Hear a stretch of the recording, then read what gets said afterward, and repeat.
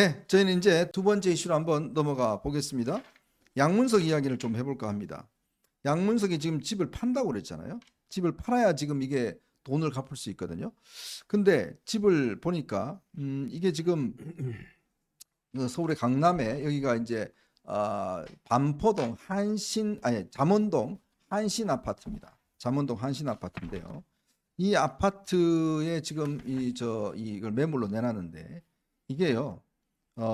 매입가 39억 원, 39억 원에 내놨대요. 이게 매입가보다 7억 8천만 원이 많고 실거래가보다 3억 5천만 원이 높은 가격이라고 합니다. 아니 40억 네? 원은 내놓은 거 아니에요? 39억 원 뭐 정도 그렇게 지금 되어 있네요. TV조선 단독 기사는 40억 원, 뭐 1억 원 예, 뭐 그 차이니까요. 근데 정도네요. 31억 원에 샀잖아요. 네. 31억 얼마에 사갖고 그러니까 시세 차익을 한 이제 8, 9억 먹겠다. 뭐 그런 얘기인데, 야 지금 이게 뭐 최근에 보니까 이게 최고 거래가보다 4, 5천만 원 높게 내놓은 거네요. 예? 높게 내놓은 거예요. 예, 예.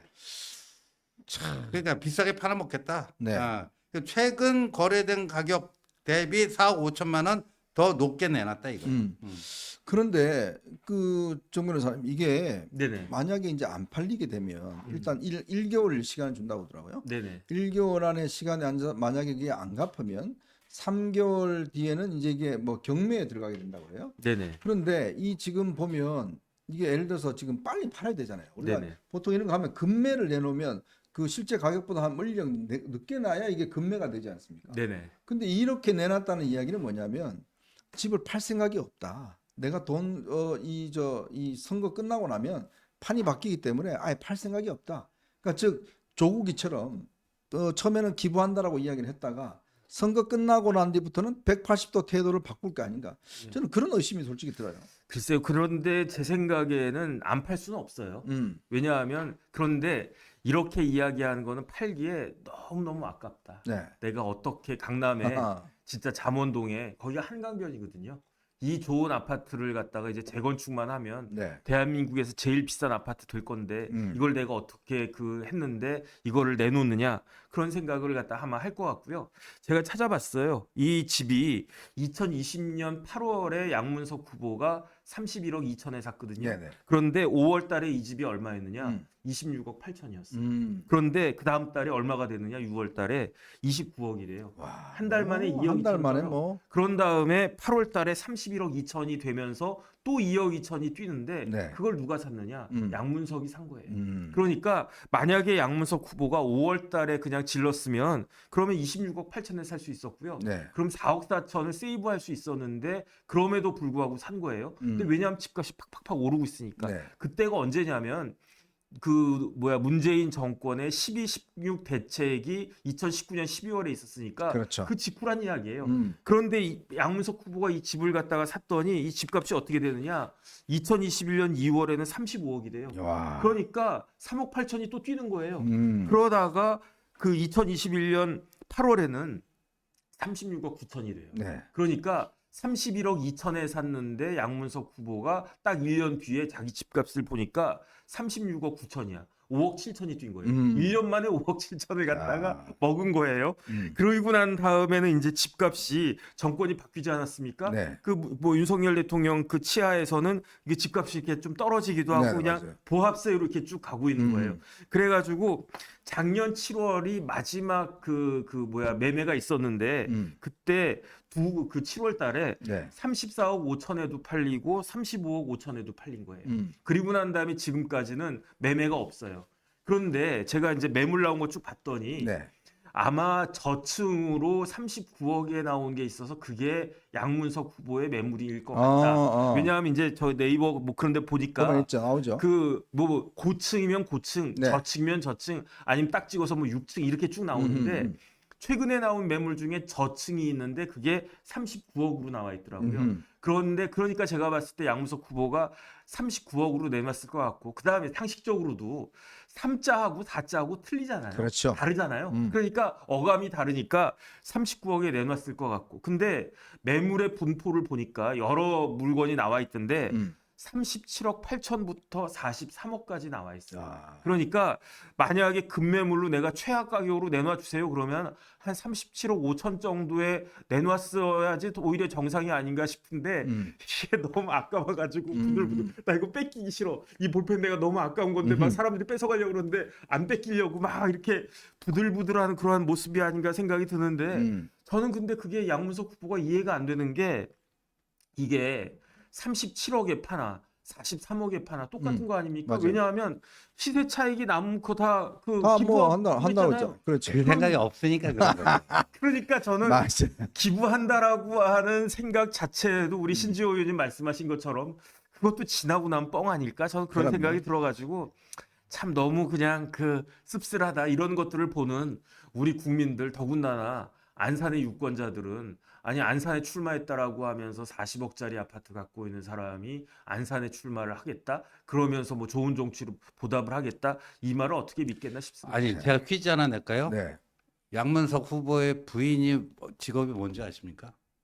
교사 아닌가요? 교사라 초등학교 교장 선생님이시죠. 교장 선생님. 초등학교 아. 교장 경기도의 모 초등학교 교장 선생님인데 그 대부업체 리코대부라는 대부업체 그 고리에 그거를 또 그 와이프 이름으로 대출 받았잖아요. 네네. 그리고 딸 명의로 11억 원을 새마을금고 받은 거를 그쪽은 이제 6억 원을 갚게 네. 되는 거죠. 근데 참 이 교육 잘하는 사람들이 이렇습니다. 그런데 음. 문제는 어떻게 해야 되냐면요. 이 양문석은 지금 이게 아까운 거예요. 그죠? 그렇죠. 네, 아까운 건데 남주기 너무 아까운 네, 거예요. 석 달 지금 이제 저기 그 대출금 회수 통보를 했잖아요. 네. 아 등기도 전달이 됐어요. 네. 예, 등기도 전달이 됐으니까 석 달 후에는 경매 들어가거든요. 저는 경매가를요 한 29억 정도 했으면 좋겠어요. 아, 그래갖고 31억 주고 샀잖아요. 네. 예? 예. 손해 보게 만들어야 돼요. 네, 맞습니다. 자, 그런데요. 보니까 이해찬이가 지금 이제 금감원에서 빨리 조사를 했지 않습니까? 네. 이걸 두고 무슨 관건 선거다라고 이야기를 해요. 헛소리하고 있네. 예. 이게 뭐 관건 선거예요? 전혀 아닙니다. 우리가 누차 얘기했잖아요. 그 작년에 새마을금고가 좀 관리 감독 부실해가지고 PF 부실 대출 뭐 등등 이게 문제가 터졌잖아요. 근데 네. 이게 금융감독의 예외지대 아닙니까? 네. 금융감독을 직접 안 받잖아요. 금융위원회라든가 금감원으로부터. 네. 그러다 보니까 행안부가 이거 안 되겠다 싶어가지고 올 2월에 이제 양해각서 체결한 거 아닙니까? 행안부하고 이제 그 새마을금고 합동조사하자, 합동검사하자. 4월 네. 8일부터 하자는 거를 그냥 한 5, 6일 땡겨서 한 거 말고는 없습니다. 그렇죠. 지금 보니까요, 이 조사한 거에 따르면 이 수성 새마을금고에서 대출해준 기업 대출해준 거의 한 절반 이상이 이런 방식의 아마 거라는 게 드러난 것 같습니다. 이게 꽤 아마 문제가 될 것 같습니다. 이게 브로커나 뭐 이런 걸 등등을 통해서 이런 식으로 해서 이제 대출을 해줬던 것이 이번에 드러난 것인데요. 제가 아마 이해찬이 총리했으면 이거보다 더 빨리 했을 거예요. 그럼요. 아마 오전에 해서 오후에 발표했을 겁니다. 자, 그런 사람이 무슨 관건 선거라고요? 이게 뭐랑 똑같냐면요. 도둑놈이 총선에 출마했어요. 네. 그러면 경찰이 이 도둑놈을 빨리 잡아야 되겠습니까? 아니면 총선 지난 다음에 잡아야 되겠습니까? 만약에 총선 지난 다음에 그 도둑놈을 잡으면 유권자들은 저 사람이 도둑놈인지도 모르고 찍어주지 않겠습니까? 네. 그렇죠. 그러면 도둑놈이 당선되는 거예요. 그러니까 이 사람이 도둑인지 아닌지, 도둑인지 아니면은 도둑의 누명을 쓴 사람인지를 그 금감원이든 경찰이든 검찰이든 정확하게 밝혀줘야 예컨대 조국 같은 사람은 이미 그 2년 실형 확정이 났다. 네. 실형이 그 항소심까지 2년이 나왔다. 이거 유권자들이 다 알아요. 그렇죠. 알면서 그냥 찍어주는 거 하고 양문석은 뭐라고 이야기하고 있습니까? 양문석은 내가 불법한 거 없고 나는 그냥 편법만 했을 뿐이다라고 주장을 하는데 이게 편법인지 아니면 사기를 칠 범죄인지 명확하게 알려줘야 만약에 양문석 후보가 사퇴하지 않으면 저 사람이 편법이라고 주장하지만 사실은 사기꾼이네라고 알고 그럼에도 불구하고 찍는다. 그러면 어쩔 수 없어요. 네. 그런데 그런 몰랐네. 그러면 내가 양문석은 도저히 못 찍겠네. 차라리 기권하고 말지. 이러는 경우도 있지 않겠습니까? 그렇죠. 이걸 갖다가 정확하게 만들어 주는 게 그게 필요하고 그걸 갖다가 안 하는 게 관건 선거지 하는 게 관건 선거입니까? 제가 봤을 때는 이해찬 그 대표 이해찬 위원장이 조금 연세가 드셔서 그런지 왜 이렇게 판단력이 좀 떨어지신 거 아닌가 저는 그런 생각이 듭니다. 판단 장애. 네. 예. 자, 그리고 김준혁 후보 했는데 뭐 김준혁 후보가 뭐 언론으로 인터뷰를 했던 모양이에요. 자기는 4월 9일까지 끝까지 뛰겠다라고 해서 제가 아주 박수를 쳤습니다. 잘 해봐라. 정말 4월 9일 마지막까지 열심히 뛰어서 정말 우리 국민들이 이 김준혁의 정말 이 댐댐이 정말 머릿속에 온통 이 성으로 가득 찬 그런 사람의 어떤 이 실체를 알고 투표를 하는데 도움이 될 것이다라는 생각을 많이 해봤습니다. 참 김준혁 참 뻔뻔한 지금 보니까요 뭐 말이 한두 가지가 아닙니다. 보면 뭐 지금도 보면 뭐 계속 기자들이 찾아내고 있는데 거센 시력 극복해야 되겠다. 한번 극복해 보라고 하죠.